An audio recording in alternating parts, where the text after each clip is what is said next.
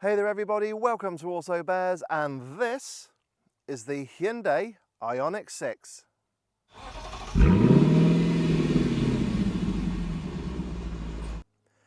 Now, if you're feeling a little bit of deja vu, I do not blame you, because this is the third video I've done on the IONIQ 6. First time was in a studio where I get to have a little look around the car. Second time was actually on the car's UK launch, and now the full review. And if this particular car looks a bit familiar, well, that's because this is the exact car I drove on the launch, and I was really impressed by it. But now the full review, because I've gotten to live with the IONIQ 6 and basically ask the big question: what is it like to live with? I mean, this is a massively important car for the Korean brand, and also it's making a hell of a statement because this is World Car of the Year 2023. So if you want to know what it's like to live with an IONIQ 6, stick with me to find out. Now, when it comes to the 6's styling, I still really love it. I love the fact that it's based on the streamliners of the 20s and 30s to make it as slippery as possible when driving through the air. This has got a drag coefficient of 0.21, the best in class. Now, modern streamliners are not a new thing. We have seen them with cars, particularly from Mercedes-Benz, with the likes of the CLA and CLS. I mean, heck, you could probably call the Mark 1 Audi TT a bit of a streamliner. Granted, it is a little bit short and squat. But I do love the fact that Hyundai are making a statement by making the IONIQ 6. And the fact that I think, really, saloon cars and estate cars, particularly EVs, shouldn't disappear, because these are going to be more efficient than their big SUV brothers. Now, the other thing that makes this out to be an IONIQ or an EV from Hyundai are all the little pixel marks around the car. They definitely give you that indication that this is a ground-up EV. Now, granted, we are going to see some of these pixels in other cars from Hyundai, particularly the new Kona Electric, even though you can get that as a hybrid and a full ICE car. But yeah, there are just pixels everywhere at the front, at the rear, particularly in the lights, and also on the interior, which I'll show you in a little bit. Now, if there was one negative I had to the styling, it would be this paint. It is a matte paint and it really does stand out, but I'd always be worried about it getting scratched, because it will be a bugger to get it all kind of filled in and making it match up with the rest of the bodywork. So that's just something to be aware of. And also as well, we got big 20-inch alloy wheels on this Ultimate trim, and they're also the same on the Premium trim, and I'll talk about that a little bit later on the driving part of the review. But other than that, I really do love the IONIQ 6's design, particularly at the rear as well. There are hints of other cars from Porsche. Yes, there have been hints of American cars from the 90s, but it's still a big, bold statement from the Korean brand. But let me know what you think of the IONIQ 6's styling in the comments section below. And I think it's now time we go have a little sit down on the interior, and after living with the IONIQ 6 for a week, see if it still holds up. Sat in the front of the 6, you are greeted by a very spacious, very comfortable, and really nicely designed and laid out interior. It really is a comfortable place to be, especially on a long journey. Now, because this is a low-down saloon car and not an SUV, getting in and out of the 6 does require a little bit of bending down to get into. So if you have got any mobility issues, I'd recommend looking at something like the IONIQ 5. Now, I refuse to call that car an SUV, just a mega hatchback, but you do sit higher up than you do in the 6. And then once you're sat in the 6's driver's seat, you find that the seats are very comfortable. They do hold a big bear like me in place, and there's a great amount of adjustment. And also in the steering, where you got both rake and reach adjustment. So getting the perfect driving position is easy. The only thing I would say is if you are over 6 foot tall, you might find yourself feeling kind of close to the headlining in here. So that's just something to be aware of, and definitely check at your local dealership to make sure you're comfortable with your seating position in the 6 if you are a lucky bugger and you are very tall. Interior quality in the 6 is actually very good as well. We have got a unique mix of soft and hard plastics, but the hard plastics do tend to be of recycled materials, as well as actually this bit of soft plastic here, which has a bit of a vinyl effect to it. But we have got soft touch plastics here on top of the dash and also here on the door panel. But the top of the doors are hard plastics, again recycled materials, but it doesn't feel uncomfortable to rest my arm there, so I really do like that. And then there's also the kind of unique designs in here as well that I really do like, and that's incorporated into the interior quality. So we've got this kind of metal effect trim here on the dash, but what I love is that it looks textured, but when you rub it, no, it's actually really smooth. That's really quirky. And then we have got the pixels here on the wireless charging pad and on some of the lights and areas around in the cabin. Again, kind of bringing that kind of statement that this is an electric Hyundai car. So I really do love that design quirk. So yeah, when it comes to interior quality, it is actually pretty good in here as well. And also we got uniquely some see-through plastics on the doors and here on the kind of lower down center console storage area. Again, a very unique thing to come across in cars these days. Now, cubby spaces in the 6 are a little bit of a mixed bag. Now, the door pockets appear to be nice and big, and with a big deep area to put a bottle of drink in there. But surprisingly, you can only get a small bottle of drink in there because of the size of the aperture. It is a bit deceptive. They're also not lined with any fabric, so loose items will rattle around a bit. Then we got these door pockets higher up, which also add as handles to close in the door, and that's actually very handy, very much what we had on the IONIQ 5 for perhaps putting your wallet or something in there. And I do love the fact that you get the interior lighting kind of showing up this rib effect here, which is really stylish and lovely to see when you're driving at night. Now on the center console lower down, we have got a nice big rubberized area, so you can put some larger items down there and they're not going to roll around anywhere. You've also got a 12-volt socket as well. Then high up on the center console up front, we have got a wireless charging pad with a USB-A charging socket. And again, we've got all this pixelation here as well, which kind of that styling input for you. Then just behind there, we've got 2 cup holders. Now they are of a decent depth and size with some plastic grippers, and it is rubberized. But if you were to put something like an energy drink can in there, it is going to wobble around a bit. So just be aware of that. Then just behind this grouping of buttons, we have got a little extra bit of storage, which is very handy, I actually found, for putting your key in there, or perhaps a wallet or something like that. So it is actually really nice and tucked away. Then if we lift up the center armrest, we've got a bit of additional space with 2 USB-C charging inputs, and it is lined with fabric, so I really do like that, and it is a handy bit of space. And then we've got the glove box, which is actually more of a glove tray. Now it is filled with the book pack for the IONIQ 6, which in typical Hyundai fashion does take up a big chunk of that glove box, so that's a little bit disappointing. And it's not lined with any fabric, but it is rubberized, which is something I do like. So one thing I'd love to see Hyundai do is actually put that book pack either in the front or perhaps under the floor in the boot. And that's about it when it comes to storage space here in the IONIQ 6.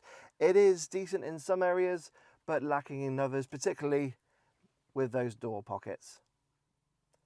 Now, when it comes to the controls here in the 6's cabin, there's a nice mixture of physical and touch-sensitive buttons, but there is a bit of a design flaw, and it was a sacrifice that Hyundai had to make for design.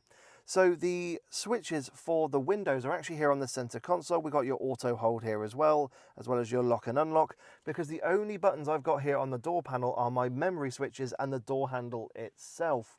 And that's, again, for the sake of design. And then what we have here on the center console is we have got a number of shortcut buttons for the infotainment system. And just below there, we've got some touch sensitive buttons for the dual zone climate control, which are really lovely and easy to use when on the move when you get used to their positioning. However, again, like with Kia products, I'd love to see some physical grooves in here to make it easy to navigate those buttons, especially whilst driving. And then on the steering wheel on the left hand side, we've got our digital driver menu display button, as well as our radar guided cruise control and drive mode select. And then on the right hand side, we've got our media, communication and voice controls with a dedicated button as well that you can assign using the infotainment system. So all in all, it kind of feels, very stylish and modern, but here's the flaw. So we've got two 12.25 inch displays on the dashboard. One's a touchscreen, one's your digital dashboard display. And just like other Hyundai Group systems, it's very nice and clear, easy to use when on the move. It's still really nice and easy to use. You've got Apple CarPlay and Android Auto. Seems to be tethered only and not wireless, but it is a really lovely display. But the thing that pops up is If you want to do the heated and ventilated seats, it has to be done via the touchscreen and not via a physical control, which is a bit disappointing. Now there is a little button here on the touch sensitive buttons which will bring it up on the display, then you just press it. But what I do like is that you can press that button again and go back to Apple CarPlay or Android Auto or whatever your previous page was. So that is actually a real blessing, but it's just such a shame to see that we're seeing more of the controls and inputs coming up on the screen.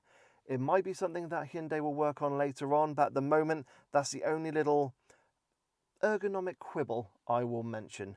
But other than that, no, I really do like the layout of the controls in here in the 6. And then, as I mentioned, finally, we got the 12.3-inch digital dashboard display, very similar to anything you will see from Hyundai and also from Kia. I do like the display. It's very clear, easy to read when on the move. And I do like it when you change from kind of like sport to eco to normal. Yes, you even get pixels on the digital display as well, just again to highlight the fact that it's the IONIQ range. But yeah, sat in the front here of the 6 is a really lovely, comfortable place to be. But living with the 6, I've noticed a couple of little flaws, particularly when it comes to the practicality of the door bins and also some of the ergonomics with the button work. But anyway, on that note, I think it's time we see what it's like in the back. Sat in the back of the 6, it is a nice place to be. But there's one major flaw, and I think you know already what that is. Now that driver's seat is set to my driving position. I'm 5'7" tall and 5'7" wide, and as you can see, I've got a huge amount of knee room. But yeah, I'm struggling when it comes to headroom, and if I sit up straight, my head is actually rubbing against the roof lining. So it would be okay for me to kind of slouch down a little bit, and I could enjoy a medium length journey in the IONIQ 6. But if you are over 6 foot tall, you're going to struggle. Now, kids will be absolutely fine back here. You can get 3 kids because there's no transmission hump. And also we've got ISOFIX supports on the outer seats and there's no covers for them. In fact, it's actually very easy to find the bar. So that's actually really handy. But for adults, I'd recommend 2 adults in the back and not 3, even though you haven't got that transmission hump. Just means that they got a little bit more comfort. Now, when it comes to cubby spaces, just like the front, it is not too bad. So the door pockets are of an okay size, but again, you've got that issue with putting bottles into the door pockets there. Now we have got a second little door pocket here, which is perfect for perhaps putting a wallet or something in there. And also here behind, just like in the front, and also the same with the IONIQ 5. Now we have got our aeroplane style pockets on the backs of the front seats. We've got a little kind of tray area where perhaps you could put your phone there whilst it's charging. And then finally, we've got a couple of extra cup holders here in the armrest. And I will note that there's no through loading into the boot area. Now, when it comes to features, we've got 2 USB-C charging inputs, a couple of air vents, and also the outer seats are heated on this Ultimate trim. The windows are tinted as well, but they are of a really lovely size and they open about 95% of the way down, so you can rest your arm on the window sill. And again, just like the front, we've got this nice mixture of hard and soft plastics with these recycled materials, but the leather is really lovely. Now, there is real leather in certain sections and the rest is pleather, but again, it does give an air of quality back here. So yeah, it's really fine here in the back of the IONIQ 6. There's just a part of me where, yes, I'd like Hyundai to look at the headroom for future generations of the IONIQ 6, that is, and perhaps look at making a shooting brake version. Maybe some room for thought there. But anyway, yes, it is nice and practical and comfortable back here in the IONIQ 6, apart from headroom. And on that note, I think it's time we leave the back seats of the IONIQ 6 and have a look at the boot. Now, opening the boot of the 6 will present you with 401 litres of space, which doesn't sound too bad, but it does fall short compared to its brother, the IONIQ 5, and also a couple of its key rivals, namely the Tesla Model 3 and BMW i4. And of course, being a saloon, when you've got the boot open, it's not the largest of apertures in order to load and unload items. But you could easily get a couple of suitcases in the back of the IONIQ 6, a few weekend bags, and it'll easily handle a week's shopping. Now, there's not much of a boot lip to navigate over, which is very handy, but when it comes to features, it is lacking. We've got no tethering hooks, no 12-volt socket. We've got a couple of handles here to pull on to get the rear seats down, but you do actually have to pull them and then go to the seat and finish off that task. And then there is a little bit of underfloor storage where you can put one of your charging cables, but luckily you have got a frunk, and if you've got the rear wheel drive version, you've got about 45 litres of space, which is more than enough to put the Type 2 charging cable in. So at least that's really handy. My only kind of quibble with the frunk, there's no lid to it, so that's a little bit disappointing. But other than that, yes, it's a decent boot. It will easily handle, like I said, your shopping or getting a few items in there if you want to go for a weekend away. But compared to its rivals, yeah, it is unfortunately at the bottom of the numbers game. So the one thing I'd love to see Hyundai do with the IONIQ 6, perhaps for the next generation, is to look at either a shooting brake version, because it would still be essentially a streamliner in its design, or perhaps turning this into a hatchback. Yeah, something to think about there. But you know what? I think we get this boot down, and I think we should take the IONIQ 6 for a drive. So once you get driving in the IONIQ 6, first impressions are really positive. It's a really quiet, comfortable and easy car to drive. Now when it comes to visibility, of course this being a saloon, we do sit lower to the ground than we would do an SUV, but I still have a really lovely view of the road ahead. The only thing I'll say is, because this is a dedicated EV, we have got a shortened bonnet, so you can't quite see where the front of the car is. However, you have got things like front and rear parking sensors and 360 cameras to help you when it comes to parking. The A-pillars are a little bit thick, but I've not found myself looking around them at any junctions. The wing mirrors are of a really nice size and shape, and I've got blind spot monitoring as well. And of course, this being a Hyundai Group car, I have got my blind spot cameras for when I indicate and change lanes, so I really do like that. Then when I look over my shoulder, I find that the C-pillar is not too thick, and there is a little window in there as well. Granted, it's not really going to help me when it comes to visibility, but allows a little bit of light in. And then rear visibility is not too bad either. I mean, it's not a complete letterbox view, but it is relatively narrow. And yes, the rear headrests do get in the way of rear visibility. But really, when you're driving and facing front, you have no issues whatsoever. So yeah, once you get driving in the IONIQ 6, first impressions are really positive. And yeah, it's just a nice, comfortable, easy car to drive. Now there are two trim levels available in the IONIQ 6 range. There's the entry level premium and top of the range ultimate, which is what I've got here. Now there was a first edition version, but they all sold out, so it is just down to those two. And very simply, go for the ultimate. Get all the toys, the bells and whistles and all the features as standard. When it comes to actual optional extras, it's essentially the paint on the exterior, the interior trim, do you want it to be light or dark, or if you want to have your wing mirrors as cameras. That's it. Everything else is standard, and it is really jam-packed full of kit. Now, the one niggle I've got with the trim levels is down to the alloy wheels, which I mentioned earlier. Both the premium and the ultimate get 20-inch rims as standard, which I'm a little bit disappointed by, because I would like to see on the premium you got slightly smaller alloy wheels, which would actually give you a better ride quality, just like on the IONIQ 5. But for some reason on the 6, nope, they're 20s all round. There are 18s featured on the premium trim, but that's not in the UK, that is elsewhere, so just be aware of that. But yeah, when it comes to the trim levels, go for the ultimate, but also go for rear wheel drive. Don't go for all wheel drive, as I'll explain in a moment. Now when it comes to powering the IONIQ 6, it is really lovely and simple. There is one battery available, and it's a 77.4 kilowatt hour battery. Now you can have that with either rear wheel drive or all wheel drive, single or dual motor, and that will affect of course the range and performance of your IONIQ 6. So if you go for the rear wheel drive version, you will have 225 brake horsepower, 350 Newton meters of torque, and a 0 to 62 time of around 7.4 seconds, which I think is actually very respectable for this type of car.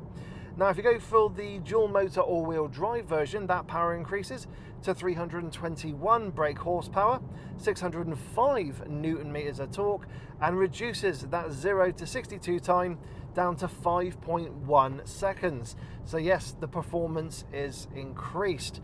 Now, when it comes to range, surprisingly, it's not that big a gap. I mean, if you go for the rear-wheel drive version, it has got a claimed 338 miles of range from Hyundai, and if you go for the all-wheel drive version, that drops to just 322 miles.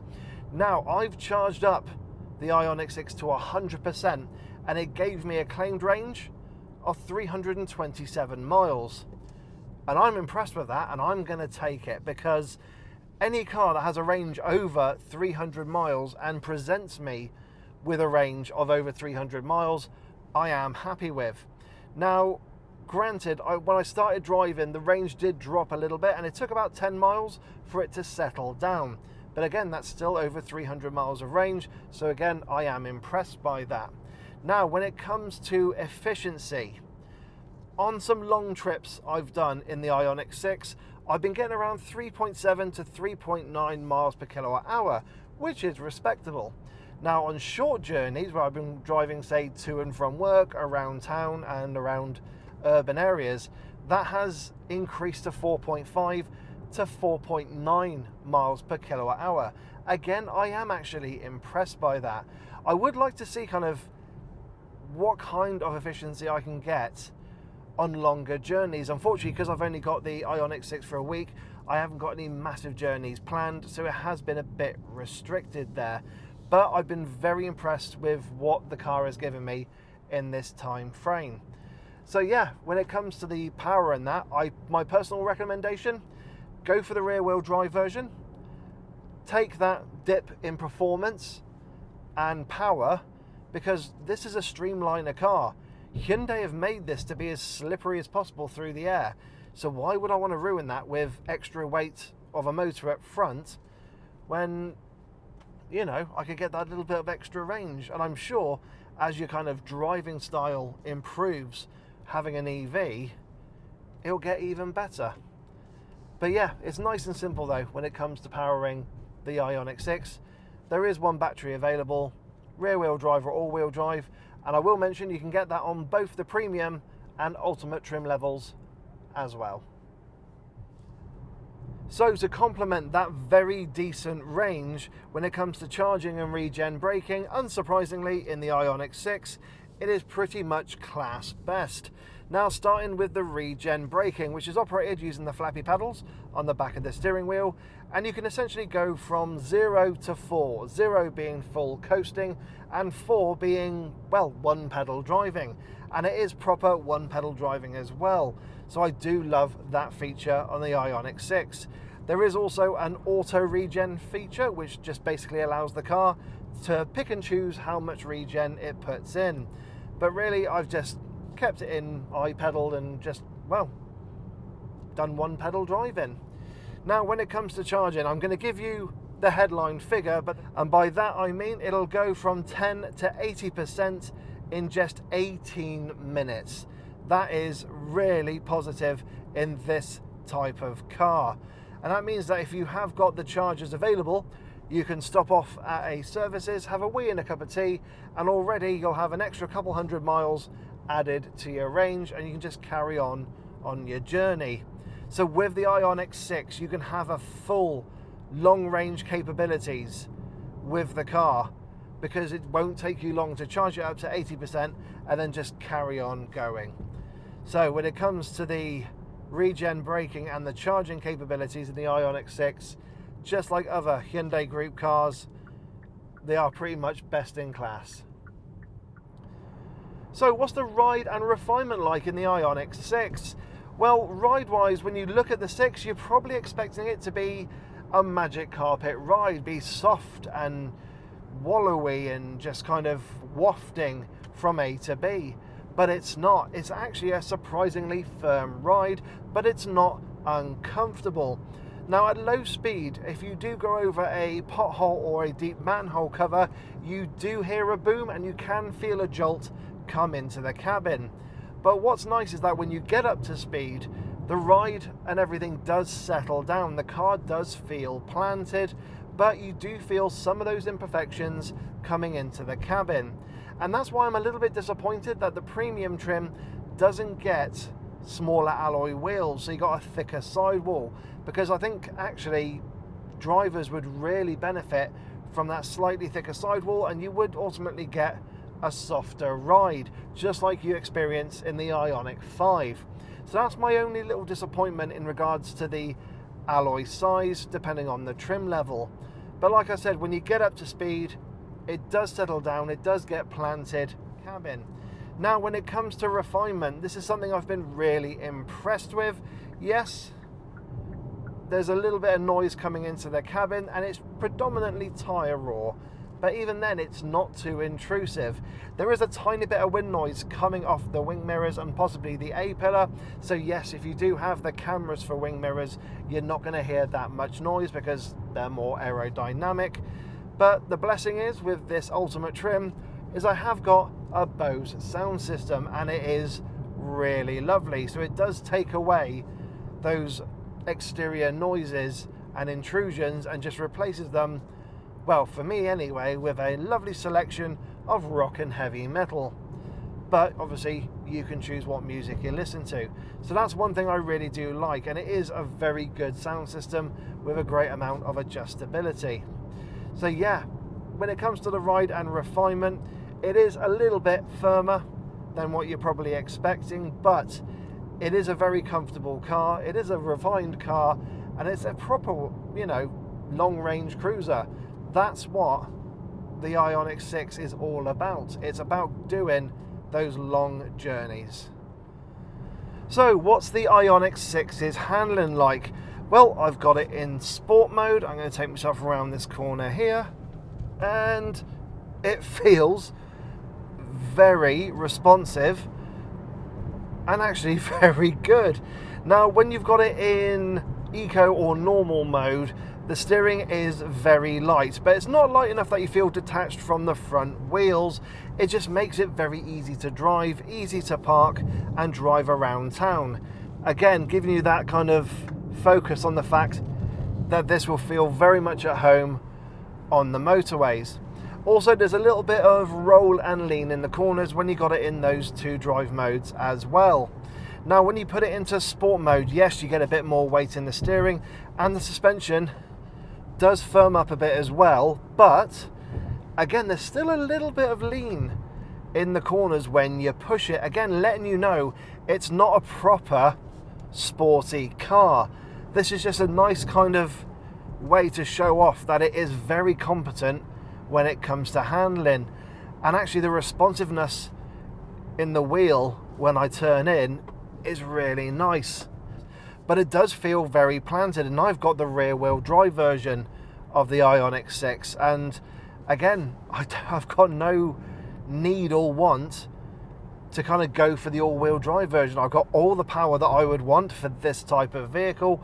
The performance is there as well, and the handling is just absolutely lovely.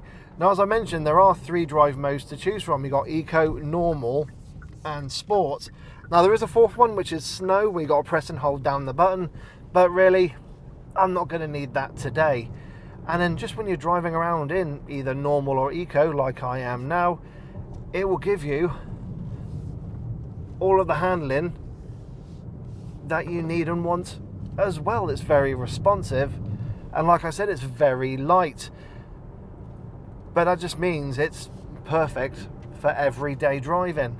It's a doddle to park. It's perfect for driving around in town or in urban areas, but at the same time, yes, you can put it into sport mode, chuck into a couple of corners, and it won't give you the biggest smile on your face, but you'll have a little wry smile just knowing kind of confidently you can chuck it into the corners and it will respond for you. So yeah, the handling, absolutely fine for this type of car. It does everything it needs to do, and a little bit more if you decide to put it into sport mode. But just remember, it's not a sporty car. That might come later with the RN22. But for now, we've just got the 6. So what have been the highlights and the little niggles that I've come across living with the IONIQ 6 this week?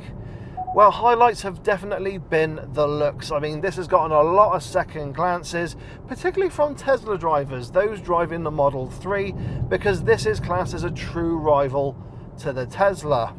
So the looks really do stand out, as well as the fact of all that standard equipment. I mean, like I said, you really are wanting for nothing with this, particularly in the Ultimate trim. Now, that brings me on to the main niggles. So, the bongs. There are a lot of bongs in this car, and they go off at different times. Some of them I understand, others I don't. Now, the first one that does stand out is if you are driving in a 30-mile-an-hour zone and you're doing 31 miles an hour, you will get a repeated bong. If you go from a 30-mile-an-hour zone to a 40-mile-an-hour zone, you'll get a bong. It'll be the same bong, but it'll be a single bong. Same as if the speed limit decreases. I found that if I'm approaching a roundabout, I've gotten a bong. I've approached a little S junction on the road, I've gotten another bong. You just seem to get bongs and you're not quite sure what's really kind of going on. So it does become quite intrusive, and then every time you get a bong, you're looking down thinking, what's going on? But you're not quite sure what that bong is giving you a warning to. So that's one thing I found a little bit vexing in the IONIQ 6, and it's something that we're going to see in loads more cars to come, because as the technology increases, so does things like the safety tech, and therefore all the warnings that are going to come with them. Now, my final niggle with the IONIQ 6, as I reach into my pocket, is that. That's the key. Now, when you look at it, it looks really lovely. It looks like a really nice, quirky design, but it is a cheap plastic. It doesn't feel premium. This doesn't feel like a premium key for a premium car, and it is giving me kind of Love Egg remote control vibes as well. That's another thing I've noticed with that key, so that's a disappointment as well.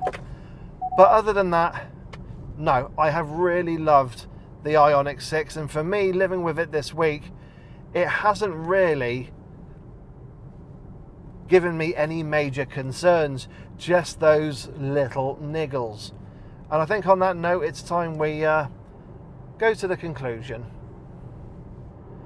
So what are my thoughts on the Hyundai IONIQ 6?